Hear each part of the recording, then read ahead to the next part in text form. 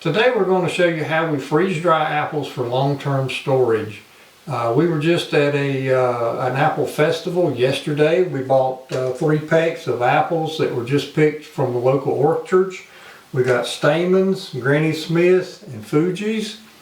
And we're going to be showing you how we process them to freeze dry for long-term storage. And as an example, these apples right here, there you go.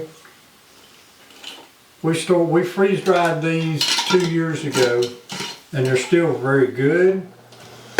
They still have a lot of, they're still as crisp as when we put them in the jar. Yeah. Yeah, you can hear them pop when you just break them. So they're still in real good shape. Now, like I said, these are 2 years old. And they're just the plain apples. Now this bag here, we'll be opening that up later and showing you the what's in it. But those apples have a caramel sauce in them, and we'll be talking about that as well.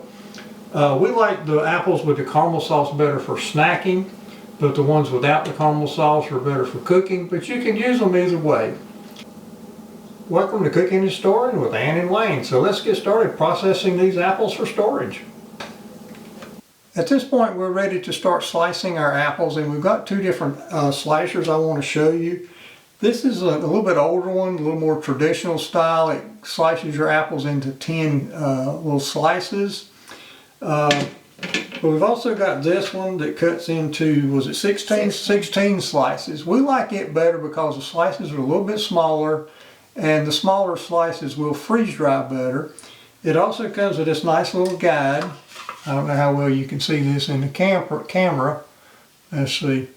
But you put your apple on there, and then this just slides down. It keeps everything straight. We really like this. There will be links in the descriptions to these apple slicers if you're interested. But in order to get started, I'm going to turn this kind of awkward for me, but for you to see better. We'll take our first apple, and we have already washed these apples real good before we got started. And you just set your apple here in the middle, and you put your slicer down over it, just making sure that the core is centered over the center hole of your slicer. Sometimes your apple doesn't sit straight, like this one right here. If you look at it, it wants to kind of lean over. If that happens, you may have to hold your apple in place, because it's really important that the center of your apple goes through the center of this hole in order to get your core cut out properly.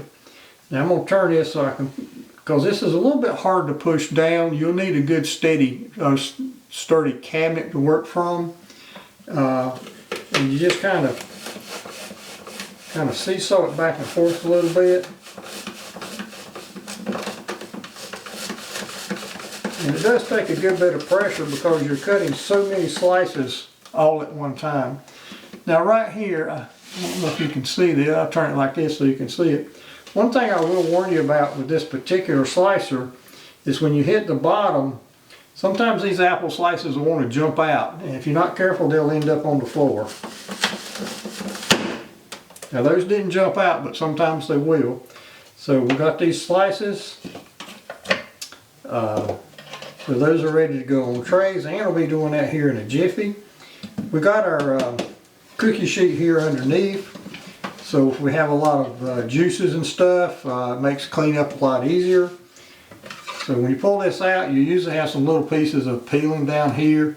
Just pull all that stuff out, store it over here to the side, and then you're ready to go to your next apple. Now this looks like it's going to be a Granny Smith. But here again, just make sure the center's over the core of your apple. And if you have to hold it a little bit to get started, go ahead.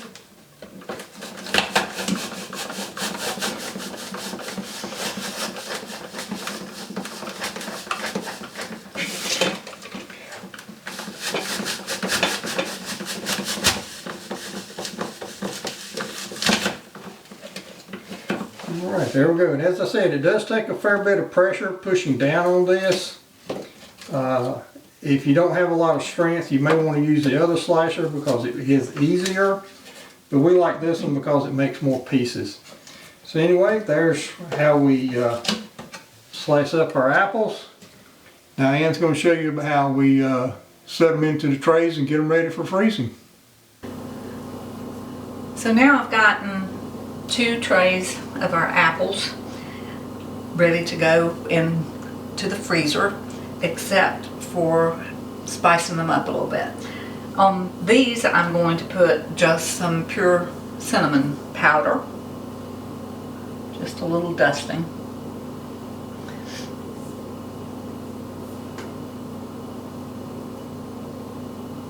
And you can use as much as you like. And then this is our caramel sauce that I'm going to drizzle on these. Now these are the Granny Smith, which tend to be much tartar than the other 2 kinds that we have, the Fuji and the Stayman. So that's how I'm going to do a little contrast with this caramel sauce. Just going to drizzle some on all of these. And that's why I've got the trays, got the apples placed in the trays differently. These I want it kind of flat so that the caramel and the cinnamon would stick, have a bigger surface to stick to. And we did not put any lemon juice or anything on these apples. We found that it doesn't make a big difference, you know, in taste. And, you know, if they turn just a little bit dark, it does not affect the flavor at all.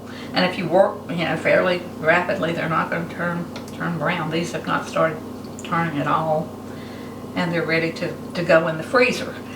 Now we'll put these in the freezer until they're good and frozen, and then at that point they'll be ready to go into the freeze dryer. So now we're ready to get our freeze dryer started, and all we need to do is press the start button. It'll pre-freeze for 15 minutes, and then we'll come back down and put our trays in at that point. So we've waited our 15 minutes, and our instructions said close the drain valve, which we've already done. Now our instructions tell us to load our trays, and then hit continue. So we're going to load our trays now.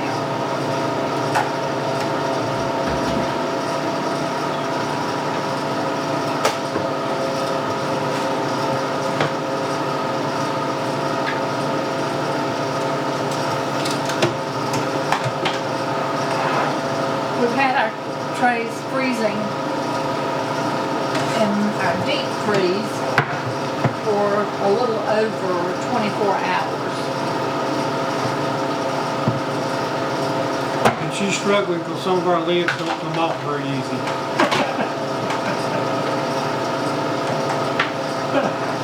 Yeah, that was kind of tough. I had to wait.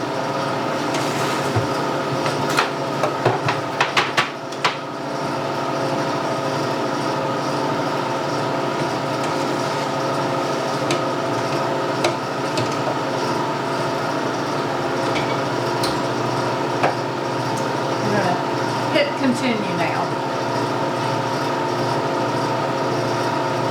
And it says freezing. And now all we have to do is wait for the machine to do its thing. Now at this point, our machine ran until it thought it was finished. We took our trays out, we weighed them. We let it run for another 2 hours. We took them out, we weighed them again, and they are good and dry because the weight of the trays didn't change.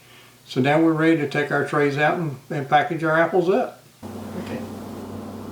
So at this point we've brought our trays back up to the kitchen, and we're ready to pack them in the Mylar bags. The Mylar bag that I like best is this Pack Fresh USA bag, and we'll put a link to these down below in case you want to purchase them. I know people have strong opinions about the bags they use. The couple of reasons I really like these is I've used them for 2 years and haven't had a failure yet with this bag. The other thing is they're already sealed at the top with a little slit where you can just tear it open. So what you do is fill it from the bottom and then put in your oxygen absorber and seal it from the bottom, and you're done. So let's get started getting some of these bagged up. Alright, we're gonna start. Wherever you can start at that end, and I'll start at this end. Alright, that sounds good. Looks like I got Granny Smith's without any caramel sauce on them. Yeah, those will make great pies. Yeah, we like apple pies around here. Or about apple anything. These look like some of the Stayman, and these just have cinnamon on them. So these will be good to eat. I think I'm gonna go with a half a tray here. Okay. Yeah, that's probably about all you can get in this size bag. Yep. Are you throwing our profit away? I am. Yeah. Let's see, we've got to get our marker out. There it is. Alright, so to seal these, this is the sealer that came with our freeze dryer. And you just put the end of your bag on this little heat strip, that the end that you want to seal, and just press down. The light comes on. When it goes off, it's done. And it's sealed. I usually do at least 2 seals just to make sure.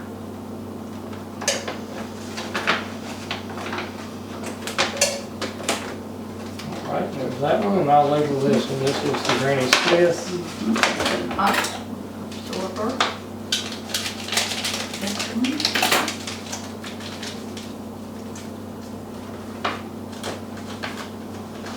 That first bag we might need to eat. I don't think I put an oxygen absorber in that one. Alright, But sometimes this you one- make a mistake, and you just deal with it and move on. You just eat it. Eat it, or we could reseal it. Yep, we could do that. Now at this point, we got all of our trays up here in our kitchen. We got everything bagged up and ready to be stored away. And we got everything labeled and dated. And you know, we always try to use our older products first.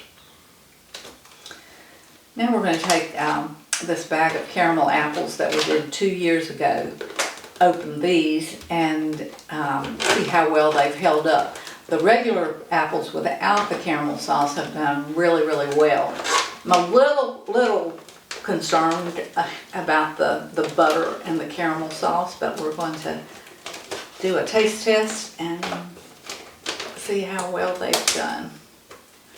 And while she's opening that, I think we mentioned before that we did do a video about just making the caramel sauce for our apples. If you're interested in that, we'll put a link in the description. Apparently the seal in the Mylar bag didn't work perfectly, but that's all right. But it was well sealed. It was very well sealed. Okay, so they've stayed really crunchy. Have one.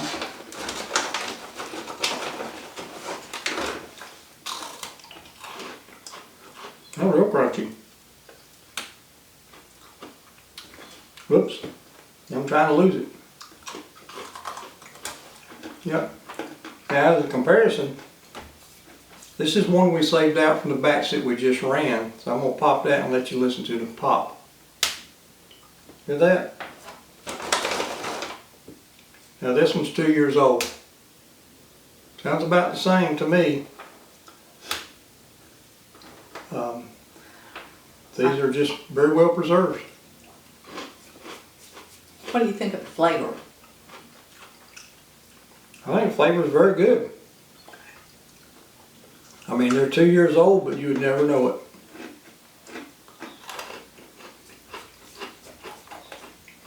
Yeah, we'll have to eat these today because they're real good. And you don't want to reseal the bag, right? Oh no. So anyway, that's how we preserve our apples in our freeze dryer for long-term storage.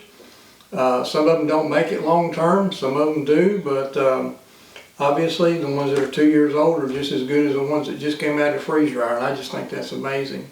If you have suggestions or ideas for freeze drying apples, please leave us a message in the comment. We'd love to hear from you guys as to what you do.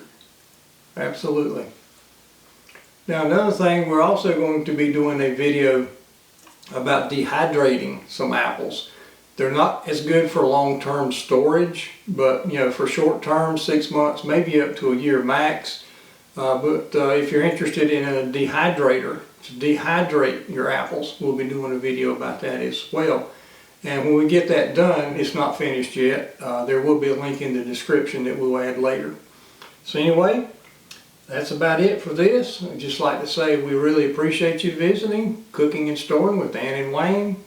We wish you good food, safe storage, and happiness. Thank you for visiting.